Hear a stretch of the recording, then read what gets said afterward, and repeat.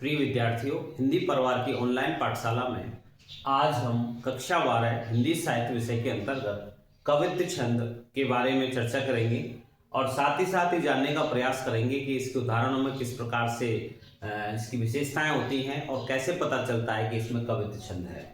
यहाँ कई बार विद्यार्थियों आपके रिक्त स्थान संबंधी जो प्रश्न आते हैं उनमें डायरेक्ट आपका कवित्त छंद है उसका प्रकार पूछ लिया जाता है या इसमें किसकी गिनती की जाती है ऐसा रिक्त स्थान में पूछ लिया जाता है।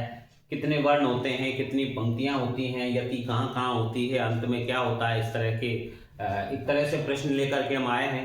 ये इसकी विशेषताएं हैं और साथ साथ उदाहरण है।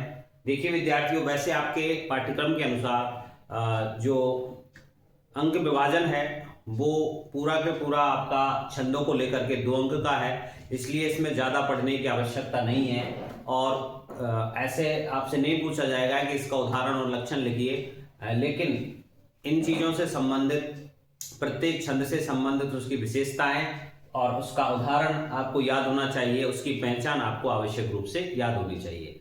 देखते हैं कवित्त छंद, जिसे मनहरण छंद भी कहते हैं। कई बार यही पूछ लिया जाता है कि कवित्त छंद का दूसरा नाम क्या है या मनहरण छंद को कौन सा छंद कहते हैं, तो यहाँ कवित्त छंद अर्थात मनहरण छंद विद्यार्थियों मुक्तक छंद की श्रेणी में आता है। यह एक मुक्तक छंद है और आपने देखा होगा आपके पाठ्यक्रम में भी है और आपने रीति मुक्त के जो प्रसिद्ध कवि रहे हैं घनानंद, उनका एक प्रिय छंद रहा है और यहाँ मुक्तक की स्थिति आती है। और हिंदी साहित्य में के इतिहास में हम जब देखते हैं तो निराला जी को मुक्त छंद के प्रवर्तक कवि कहते हैं। तो यहाँ उन्हीं घनानंद के बारे में इस प्रकार से कवित्त छंदों का उन्होंने विशेष रूप से कवित्त सवैया का प्रयोग किया है।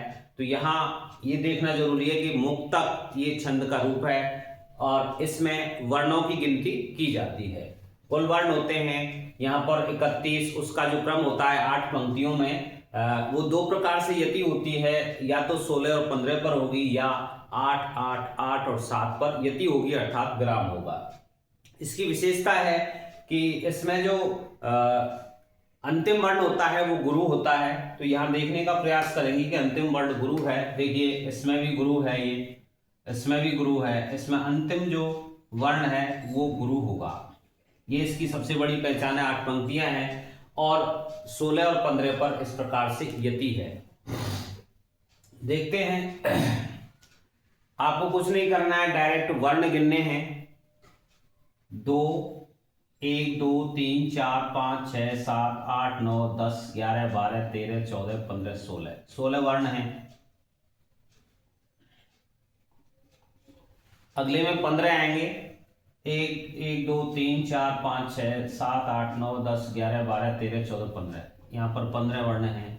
16 15 16 15 इसी प्रकार से हैं। 1 2 3 4 5 6 7 8 9 10 11 12 13 14 15 और इस 16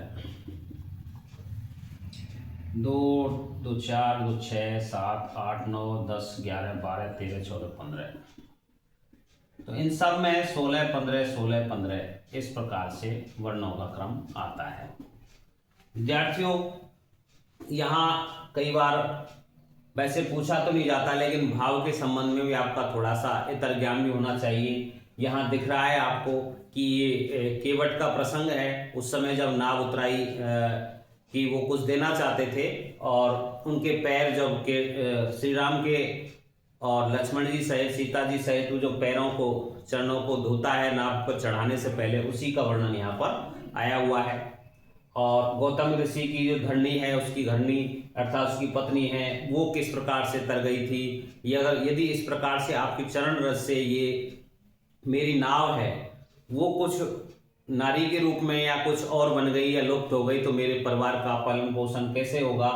और इस प्रकार से इसमें पूरा का पूरा मेरे परिवार से संबंधित क्या स्थितियां होंगी, तो यहाँ वो वर्णन यहाँ पर आया है। लेकिन विशेष रूप से आपको इस पाठ्यक्रम के तहत, इस स्थिति के तहत आपको कवित्त छंद की कुछ विशेषताएं और ये उदाहरण, आपको जो वर्णों का जो क्रम है 16 15 16 15 ये याद रखना है। विद्यार्थियों अब एक सवैया छंद रह रहा है, उसकी सामान्य जानकारी के साथ अगले वीडियो में मिलते हैं और उस सवैया छंद के बाद में जो भी आपके पाठ्यक्रम के हिसाब से होगा उसको हम लेकर के पुनः हाजिर होते हैं। और आपको जो भी आपकी परीक्षा तैयारी तक महत्वपूर्ण प्रश्नोत्तरी हो सकती है, मॉडल पेपर हो सकते हैं, उनको लेकर के हाजिर होंगे। हिंदी परिवार की ऑनलाइन पाठशाला को आप इसी प्रकार से प्रमोट करते रहें, अपनी तैयारी करते रहें, अपनी परिश्रम पर विश्वास करें, आपको सफलता अवश्य मिलेगी। मिलते हैं अगले वीडियो के साथ, तब तक के लिए धन्यवाद।